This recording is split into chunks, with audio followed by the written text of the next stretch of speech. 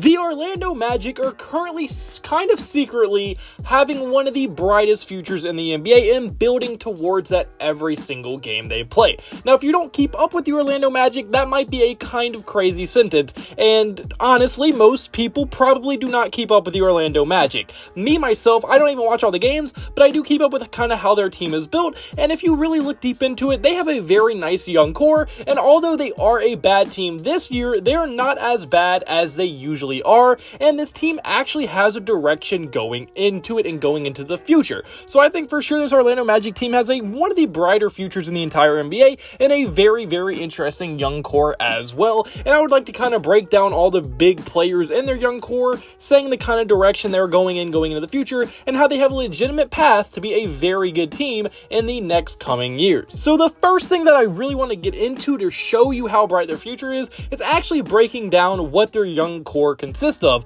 The leader of this young core is obviously Paolo Banchero or Paolo. Before you comment it, by the way, I don't care if I say his name wrong in this video, okay? I'm going to say Paolo, and if you say it differently, I don't care. Don't comment it. I get it every time I say his name in a video.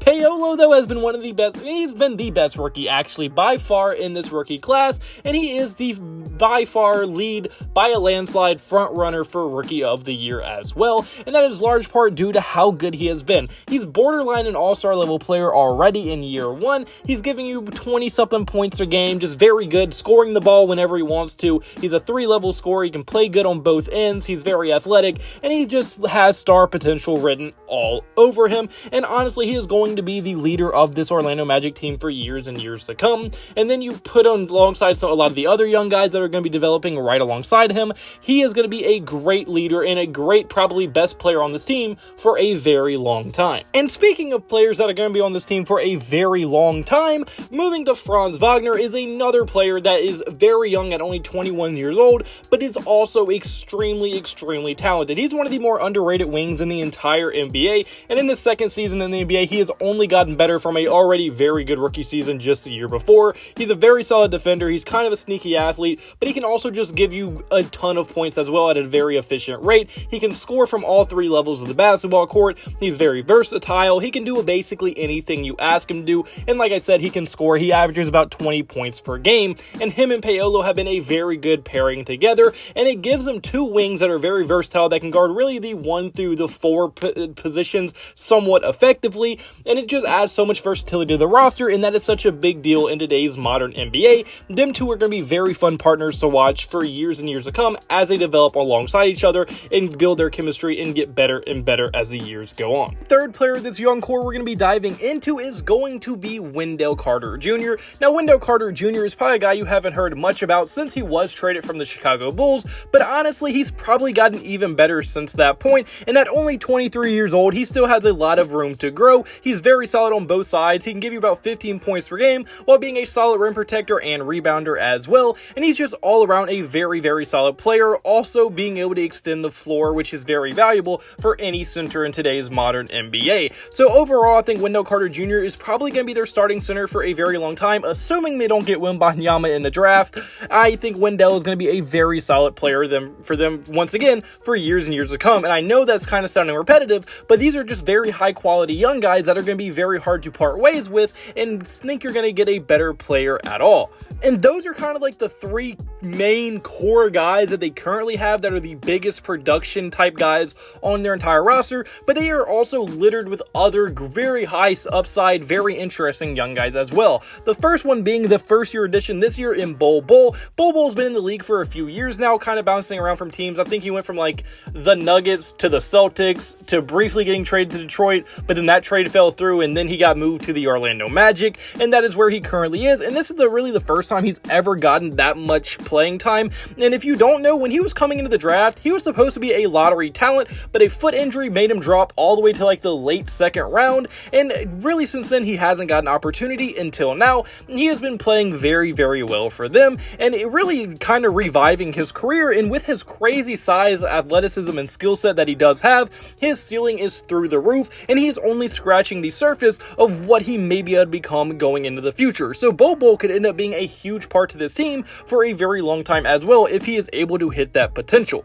The next guy I want to get into is Cole Anthony. Cole Anthony is a guard that I did like going into his draft, and although yes, he does have a few drawbacks in like his efficiencies, and he could be a shot chucker and maybe a stat pattern that some people would say, but overall the kid can flat out score, and for a young guard like Cole Anthony to have a guy that can just go out there and get a bucket whenever you need him to is very, very nice to have. And those efficiency issues are probably going to keep getting better and better as he gets older, learns how to take better shots and make more shots as well. So I think Cole Anthony is another young guard on this team that does have a fairly high ceiling. And talking about their young guards, they're absolutely littered with young guards on this roster. Another one being Jalen Suggs, the former 5th overall pick. Now, I was not high on Jalen Suggs going into that draft. I thought he was by far like the probably least guaranteed out of all the big name guys, and I was not high on him at all. And Jalen Suggs has not lived up to the hype that was in with him when he was going into this draft. Now, I'm not saying he's going to be a bust and all that, because he is still pretty young and does have quite a high, like a lot of time to go and grow before you can call him a bust,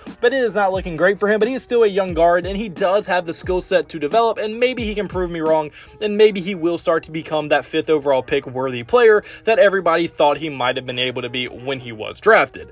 And then lastly, the last guard I really want to get into for them is RJ Hampton. Like I said, they're littered with it. Now, RJ Hampton, he does struggle with a lot of things, but he still does have very high upside. In the draft, he was very hyped up. Once again, I wasn't that high on him, but a lot of people hyped him up a lot, so he does have potential. Now, whether he hits it or not, that's a different story, but RJ Hampton is fairly solid as well. And then also just some honorable mentions for their young core, some other kind of young guys that probably don't have that big of a role with them, or I just don't like know what their role is going to be. The first one's Mo Bamba. He's been in a lot of trade talks. He probably won't be on this team for very long, and he will probably leave in free agency if he does hit free agency anytime soon. So I don't think Bamba's going to be that big of a thing, and he's also not that young anymore. I think he's like 25, 26 or something.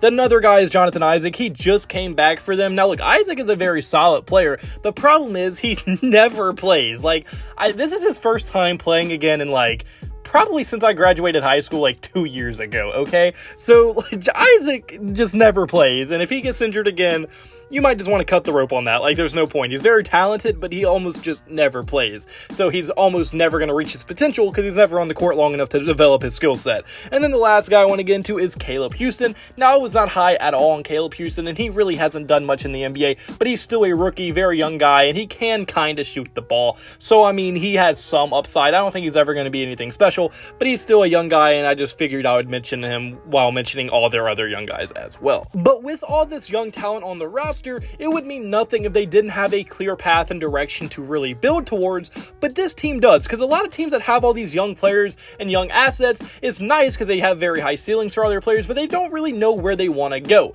But for the Orlando Magic, it is very obvious how they should build this team for success going into the future, as they have Paolo, who's probably already going to be a bona fide all-star level player and potential superstar level player as his career progresses. I think Franz Wagner could maybe be a second all-star level player on this roster as well when it's all said and done. And the fact that they have their own first round pick, which is projected top 5 this year in the lottery, and then they also have the Chicago Bulls pick, which is projected top 10 so far in this year's lottery. If they hit on both of those picks, that could be huge for this team. And if they get extremely lucky and they get Victor Wembanyama, that is going to skyrocket how quick this rebuild goes, because Wembanyama, unless he gets injured, is going to be that dude, okay? Like, he is him if they get him. But even if they get someone like Scoot Henderson, that would be a great player to add. And there's so much talent in this draft coming up, it would be very hard for them to mess up both top 10 picks if that is where they end up landing. So I do think for sure that they have a clear direction of getting young talent, and not even just young talent, very high upside young talent that could easily turn into all-star caliber players. And not only can they build through the draft with how much good draft capital they have in this coming up draft, but they also have the 5th most cap room in the entire NBA. So they don't only have to fill out this roster with a whole bunch of young guys that they have to hope and pray that they can develop in time and in a timely manner to be competitive in the next 2 to 3 years. They don't even have to do that. They can even speed it up a little bit by, while keeping all their very high level young guys, but kind of filling out the bottom half of their roster with more veteran guys that are going to help lead this team and maybe help you win more games right now, and maybe even get you into the playoffs a lot sooner than you would have been able to if you didn't have all this cap room. Because the biggest drawback with a team that is super young young, it is very hard to get that winning culture because they don't know what it takes to win yet because they are so young in their NBA careers. But if you're able to bring in high quality veterans that know how to win and have been in the league for a very long time, that could be huge in jumpstarting a rebuild, and that is exactly what the Orlando Magic are set up to do. They're set up to get very high quality, high talented young guys that can help you win games now, and also bring in veteran talent that can teach the young guys and mentor them on how to win at the highest level. And if they do it all right, this rebuild could go very, very well for Orlando, and they could be looking at one of their best teams in a very long time going in the next 2 to 3 years down the line. And I think Orlando fans should be very happy with how their future is currently looking. But unfortunately, guys, that's more for this video. So comment below, do you agree with me? Do you think Orlando has a bright future? Do you think they could potentially maybe be a super team in the next few years? How good do you think they can be? On your thoughts in the comment section below. And if you like the video, point to the like button and subscribe button in the absolute word to me. And I hope you have a blessed day, because I had a blessed day. So you need to have a blessed day. All glory to God. See you in the next video. Goodbye. Boo.